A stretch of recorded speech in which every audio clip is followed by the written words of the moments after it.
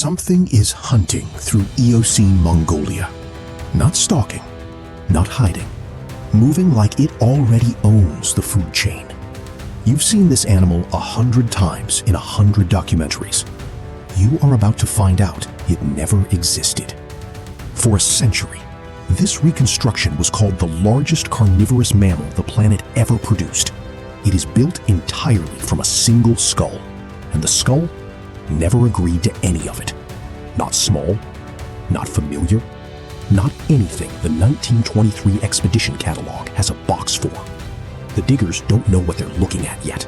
By the time paleontology does, it will have changed this animal's identity 3 times, without ever finding a second bone to check its work against. This is the only apex predator in mammal history convicted, overturned, and reconvicted 3 times by scientists who never once saw its body. The hunter you just watched is verdict 1. It's about to be overturned twice. Every reconstruction of this creature borrows the visual grammar documentaries use for history's great land killers. Low, stalking gait, bared teeth, eyes locked on prey. It's the only language paleoart has ever had for biggest carnivore. Here, that grammar may be lying to us. Here's the case file. Verdict 1 called it the largest wolf that ever lived. Verdict 2 threw that conviction out entirely. Verdict 3 placed it in a family it shares with hippos and whales. Same skull, 3 completely different animals. Its name is Andrewsarchus mongoliensis. Roughly 83 centimeters, 33 inches of fossil bone. Long enough that laid flat, the snout would hang off one end of a dining table and the skull's back off the other. That single object is the entire physical record. No spine, no ribs, no legs, no second opinion. To understand how one bone can be reconvicted 3 times, you have to understand the world that built it. A world with an empty throne and no rules yet about who was allowed to sit on it. Roughly 45 million years ago, around 7,500 times longer ago than the entire written history of human civilization, the ecosystems of Mongolia and northern China were running on a strange surplus. The dinosaurs had been gone for about 20 million years. Something had to fill the apex role, and evolution doesn't wait for a qualified applicant. It promotes whoever is standing nearby. The candidates weren't cats or dogs.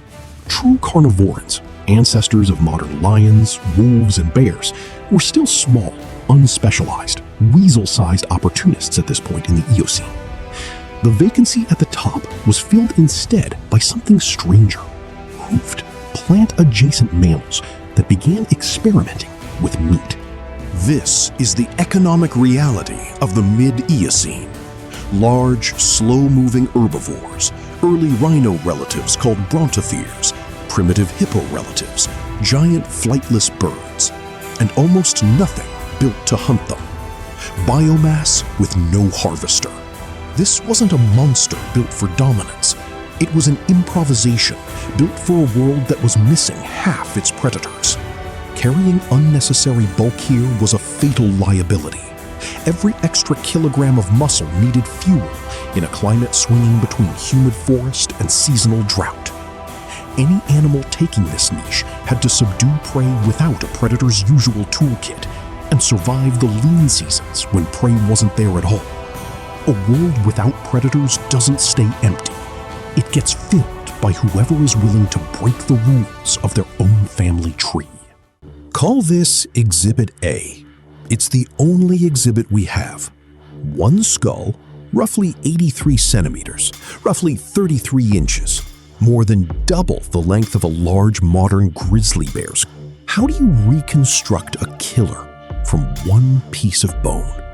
Start with the snout. It makes up roughly 60% of the skull's total length.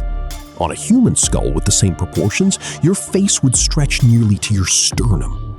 Elongated rostrums like this typically trade bite force for reach and gripping precision, not raw killing power.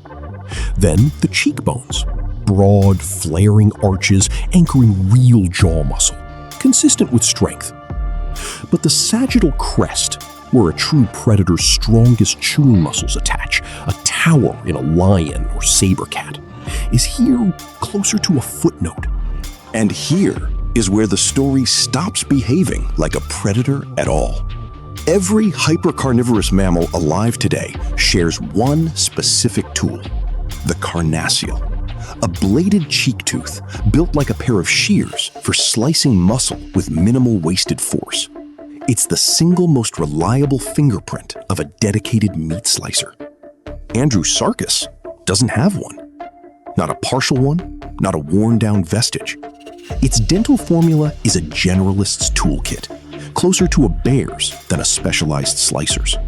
Molars broad, low, and heavily worn in a pattern consistent with crushing, not cutting. Every adaptation costs somewhere else. A shearing predator trades crushing strength for slicing speed. Andrewsarchus made the opposite trade, sacrificing killing efficiency for the mechanical ability to process material most predators couldn't touch. Some regional turtles carried shells reaching well over a meter, roughly 4 feet across, along with thick bones other animals left behind.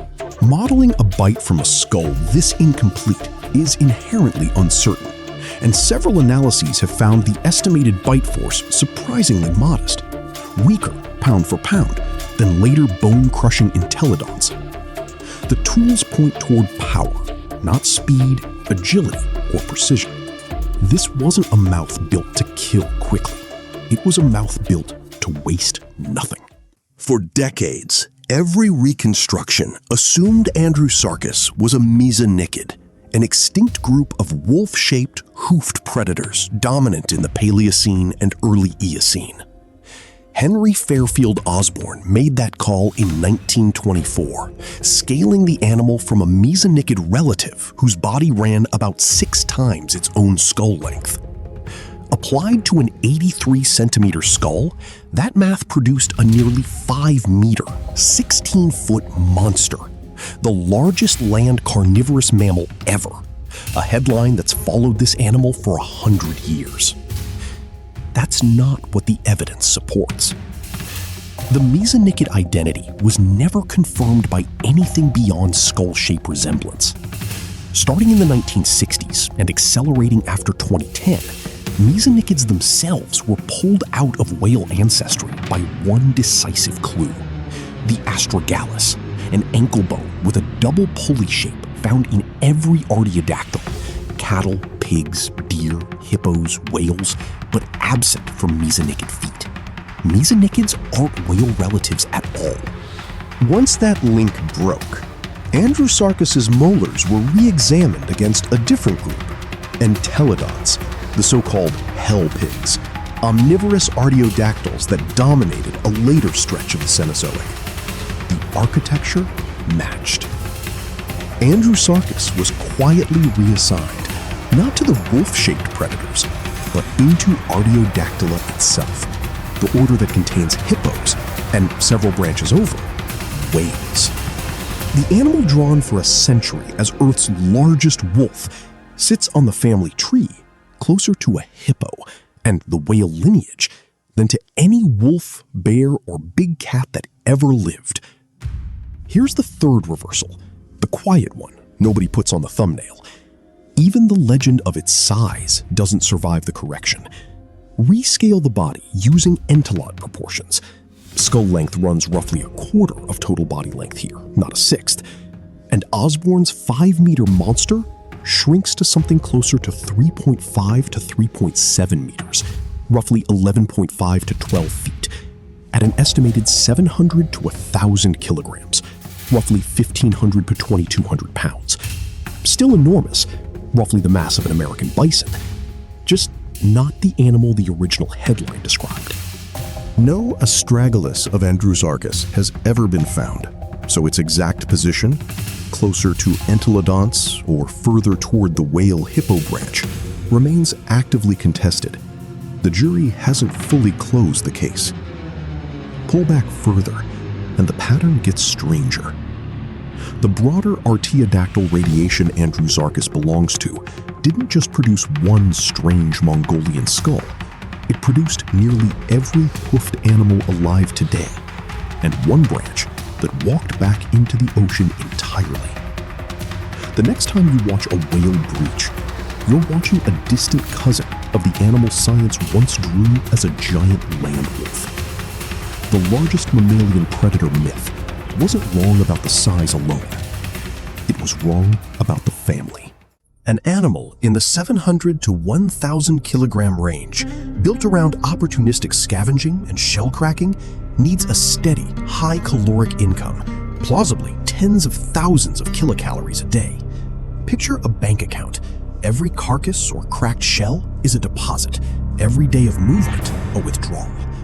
That income depended on one landscape, the estuarine fringe of the ancient Tethys Sea bordering Inner Mongolia, where tides delivered stranded fish, shellfish, and carrion on a predictable cycle. How does a one-ton opportunist survive when the tide stops delivering? Around 34 million years ago, at the Eocene-Oligocene transition, global temperatures dropped several degrees Celsius, enough over a few 100,000 years to convert warm, humid coastline across huge stretches of Asia into cooler, drier grassland. Rivers that once carried carcasses to the tide line began carrying mostly dust. Not a gentle shift, but an ecosystem-wide budget cut. For a Durophagous coastal generalist, this was catastrophic and calculable. Estuarine channels and shellfish beds contracted. The slow, heavy-bodied herbivores its molars were built to process began disappearing, replaced by faster, leaner grazers, a body plan Andrewsarchus was never built to match. Meanwhile, true carnivorans, smaller and more agile, with genuine slicing carnassials, were radiating into the same shrinking pool of prey. Imagine the coastline hadn't contracted, that the Tethys shoreline had persisted another 10 million years. Andrewsarchus's lineage might have coexisted alongside the earliest true carnivorans instead of losing to them outright, holding a bone-cracking niche no modern predator fully occupies. Instead, that niche sat unclaimed for millions of years, until hyenas evolved bone-crushing jaws from scratch half a world away to solve the same problem again. The next time you see a hyena crack open a femur other predators discarded, you're watching evolution re-solve a problem it already solved once with a completely different animal in a completely different family, 40 million years apart. Extinction rarely arrives as a single event. It arrives as an unpaid bill. This skull has survived 3 scientific verdicts, and it has never once changed its testimony, because it can't. It can only be reread by better tools and better informed scientists for as long as it remains the only witness on the stand. Here's what it can tell us. Andrewsarchus was reclassified 3 times, largest land predator on Earth, then evicted from that lineage entirely, then filed alongside hippos and whales as a shoreline scavenging bone crusher, smaller than the legend claimed. Here's what it can't tell us: what its spine looked like, how it stood, whether it ever hunted at all. That's worth sitting with. Every reconstruction across a century of revision has been argued entirely from a jaw and a set of teeth. Not because paleontologists stopped looking, but because in over 100 years of expeditions across the Gobi, nobody has ever found the rest of it. Evolution doesn't reward the animal that looks the most dangerous. It rewards the one whose bill stays paid the longest. For a century, this was called the most terrifying killer mammal the planet ever produced. We have still never found anything below its jaw. Not a wolf, not a bear, not, it turns out, anything alive on land today. The scientists who found it in 1923 believed they were holding the jaw of the biggest killer mammal history had ever produced. They were holding something stranger, a cousin of the whale, still waiting for the rest of its own body to be found. The skull isn't the answer, it's the question that survived. Somewhere in the red sand of the Gobi, the rest of the story is still buried. What do you think it looked like? Wolf-shaped hunter or shoreline scavenger built like a hippo? Tell us in the comments, and subscribe for the day science changes the verdict a 4th time.